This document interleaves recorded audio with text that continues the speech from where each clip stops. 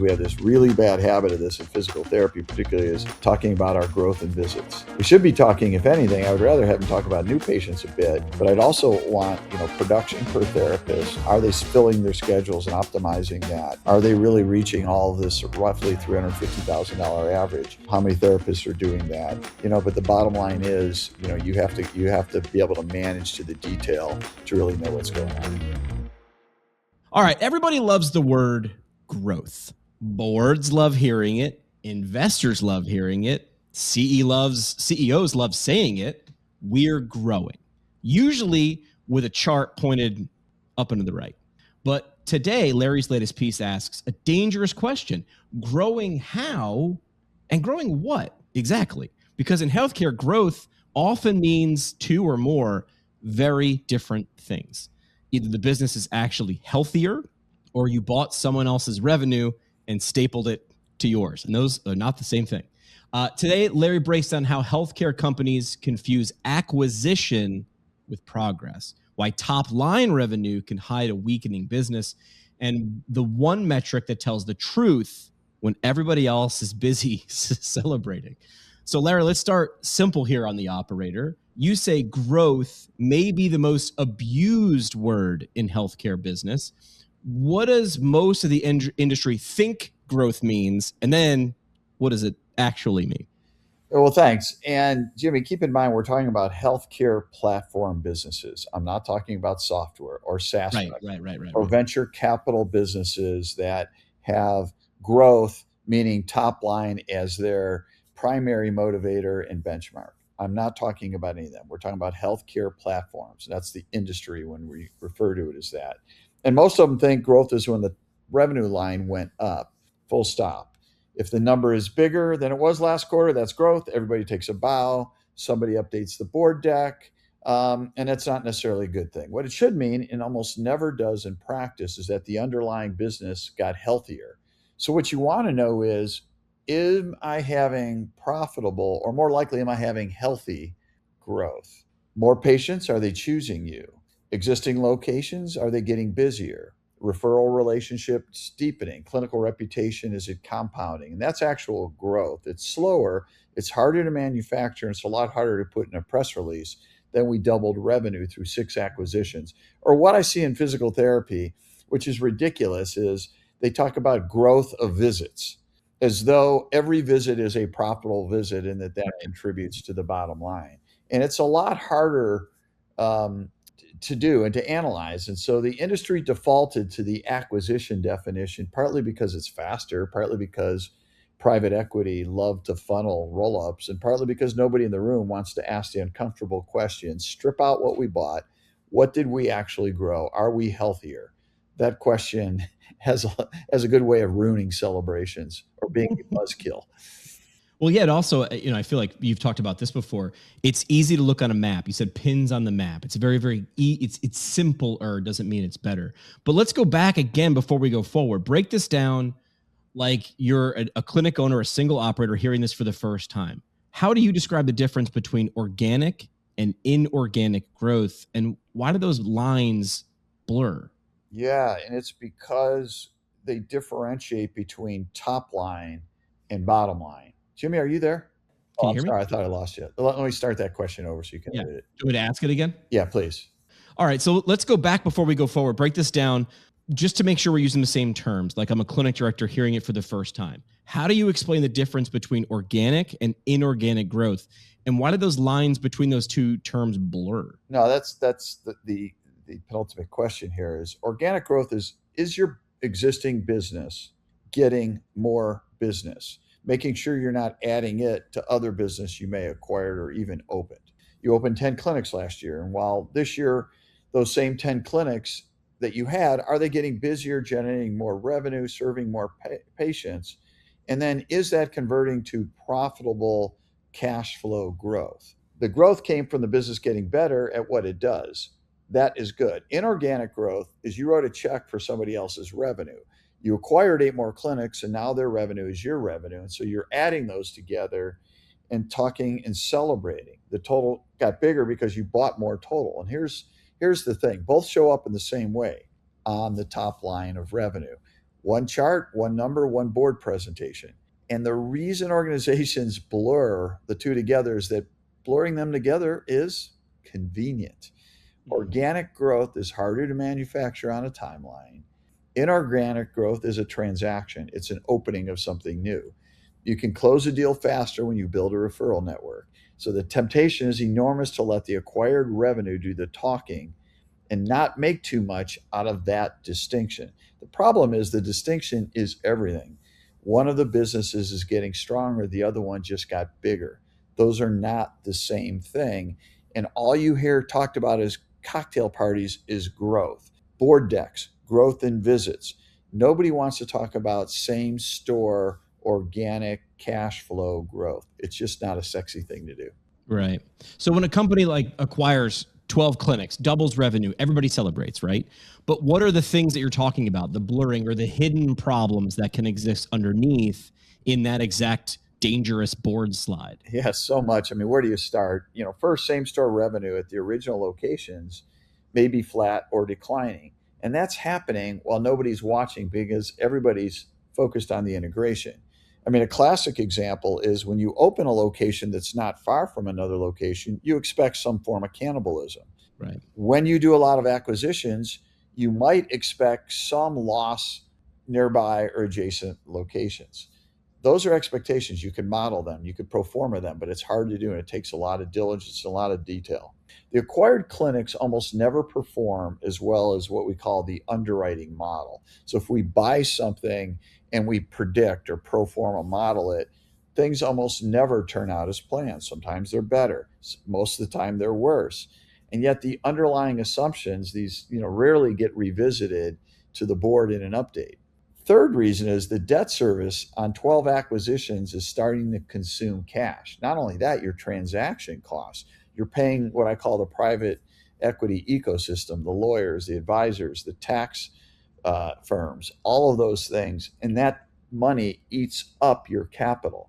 So the business that generated the growth thesis in the first place might be starved for capital. You might need to buy new equipment, new IT, integration costs that you have to factor into these deals. And fourth, and this one's personal for me, is that clinician turnover usually accelerates during the acquisition cycles. Not because the acquisitions cause it directly, but because the culture does. People were promised something changed. Maybe it was their health insurance. Nobody managed them through it. And all of a sudden you've got the attention becomes more attention on buying things. I call it an opiate for a reason, because it forces you at an opportunity cost to take away from being an operator and taking pride in excellence and looking at things as they are. And if reimbursement is declining or payer mix is worsening, denials are rising, you could have more visits and a lot less cash. The board sees the hockey stick in revenues and celebrates, but the CFO is starting to have quiet conversation with the lenders about all the cash that is eaten up. Right. Yeah, the chart looks good, but the balance sheet is not looking great. Can a healthcare company be growing on paper while actually getting weaker in reality? And if so, what are the signs? You mentioned a couple right there. Yeah, absolutely. This is actually the normal pattern before a distressed situation, not the exception. The company's growing on paper, revenue is up, maybe even EBITDA is up, but it's up for the wrong reasons right up until the moment it isn't. And when that happens, it happens fast. And the warning signs are the same. You have to go looking for it because they don't show up on a dashboard or a headline. Same store revenue at existing locations is flat or declining. That's the first one. If you strip acquisitions out of the revenue picture and the line goes flat or down, the core business is not growing. The growth is actually fooling you. And that happens a lot because board decks, it's easier to show total EBITDA than to take every vintage year of your de novos, to take every platform, your underlying assumptions and how they've performed over time. That's a lot harder to talk about. It forces you to get in the weeds, and boards generally don't like to get there. They generally like, in many cases, to get their checks and move on. The second, though, is debt service. And that can compress you and it eats up a lot of the cash flow. So while you're generating cash, a lot of it is going to the private equity ecosystem as well as to fund this type of growth. So then what happens? You start borrowing more and more money. It's not a problem when interest rates are free, but when they're high like they are now, it becomes a problem. And then the third is all of what I'd call the HR interrelated factors: culture, clinician turnover starts to accelerate. Sometimes that's not a bad thing. Sometimes clinicians are now being held accountable and they want to be run off. They don't like the cultural integration. And then the fourth is major integration issues. Do you have integration talents? It's a lot harder to have the competencies and skill set around integrating something than it is to buy something. Is it on schedule? What do you integrate first? Do you do light integration, heavy integration? Do you integrate the EMR, or do you just do payroll? Do you just do marketing? Do you do talent acquisition and recruiting? Do you do payer contracting? All of those are decisions, and most healthcare platforms aren't real platforms, don't make those decisions because they're so focused on funneling growth to the detriment of their own company. Now you've used that term, same-store growth, as one of the few honest numbers. Explain why to someone who doesn't know, like me, why that metric matters so much and why operators should obsess over same-store growth. Absolutely, because it tells you what's actually happening. You'll notice unprofessional managers, they'll say, oh, we're growing. And maybe they had an increase in volume in 2 to 3%. But at the same time, maybe their labor costs, their rents, their supplies, and everything else went up, causing margin, encroachment, and therefore their cash flow actually went down, but they're calling it growth. And that's why it is the pure number. Are existing locations busier? Is the referral engine getting stronger? All these are harder things to do, but you have to take the time to take it each individual one and compare it over time. I like to compare it to the last 12 months, the rolling 12-month average. I like to compare it to a variance graph, a 3-month over 3-month variance graph. And that will tell me, based on cash flow, visits, total EBITDA, and margin, am I really, really growing? But you know what? That takes a lot of detail and takes sophisticated operators to do that.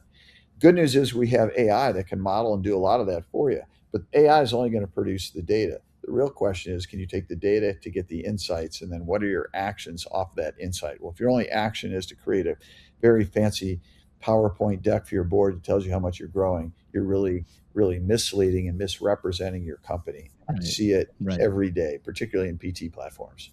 All right, let's do a hypothetical. If you ran a 100-clinic healthcare platform tomorrow, and you're only allowed 5 numbers on your dashboard every Monday morning, you could have a snapshot of them, what would they be? Yeah, first I would call it sort of the same store revenue growth by location, not the total portfolio, but by cluster. So that might be organic performance within a neighborhood where I got 5 locations, for example. You want to break them down individually, but it's okay to do it by cluster. Did those clinics, or did that cluster have enough cash to pay what it owes? Not EBITDA, cash. So revenue growth, cash conversion outside of debt. So that's sort of the first two. The third is the plan of care completion rates. You and I have gone around on this, but are people now eradicating the culture and the focus on what patients' outcome are getting? Are they finishing their care? Are they dropping out? It's both a clinical and a financial number, really. And so you might be getting this growth in new patients, but you might be getting a growth in dropout after the 2 to 3 visit cliff that you and I have talked about many times. So that has a revenue leak in it. It's one metric, 2 problems. And I would say the fourth would be clinician turnover by vintage. In other words, what I mean by vintage, you would look at pre-acquisition, post-acquisition. You would also look at it by new clinicians first year, new clinicians year 2 to 3, and then above 3. What is happening there include voluntary and involuntary turnover, because the unprofessional managers, those with the souped up CVs that are always in constant talks with their search firms, aren't doing that. They're only putting on their resume growth so that they will get hired by another multi-site and talk about what great success they had. Meanwhile, the clinic's mounting debt uncontrollably and headed towards restructure. Yeah, you see that in LinkedIn. Like, I never saw this until maybe 2-3 years ago. It's not even just on the resume; it's on their LinkedIn profile bio. 4x exit. 5 times year-over-year growth. You wrote something sharp in your latest operator blog. Anyone can look smart in a free money era. You alluded to that a few minutes ago. So when hiring, CEOs or executives now, how do you tell who's real and who's just surfing that cheap debt? Yeah, it's a great question. And I look at sort of 2 types of time periods. I look at when there was a recession.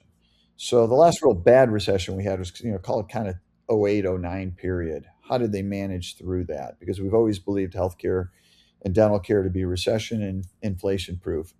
We've now shown that that is not correct. So that's one period of time. Then the other one I've talked about before, which is post pandemic. Talk to me about same store performance when everybody got back into the office during sort of 2022, 2023, or did the hangover still persist in the system and you started to lose a bunch of therapists and therefore your margins got eroded and therefore your cash flow and levered, free cash flow went down. That's real. That's a real good period of time compared to say the 2019 and 20 vintage. Everybody looks good when money is free and multiples are expanding. The question is, what happened when the conditions got really, really difficult, when the headwinds became really, really strong?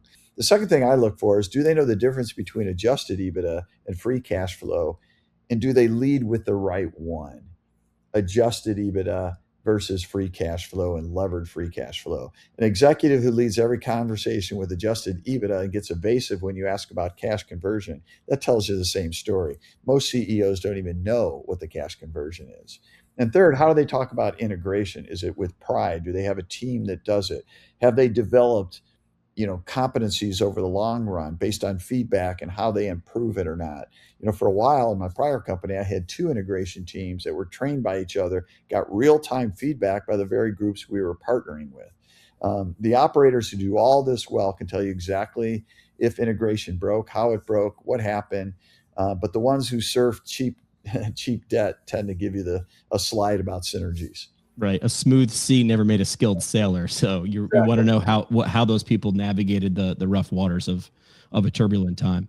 If someone listening runs clinics right now and keeps saying we need growth, what would you challenge that person to ask themselves tomorrow morning before they get going? Yeah, so I'd ask them to reflect, and I would say at what economic cost and what cost to your business. Growing companies consume a lot of cash. What growth is worthwhile in consuming that cash? Strip out any clinic you acquired in the last 2 years. Now look at the remaining locations.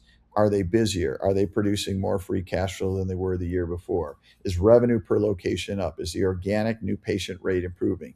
If the answer to those questions is yes, great. You understand your business and you're growing it. Go forward. But if the answer is same store is flat and negative, and the only reason the top line looks good is acquisitions, then you don't have a growth business. You have a buying business. Buying businesses are fine, but they're completely different risk profile. They have a different capital requirement and a completely different set of things that can go wrong.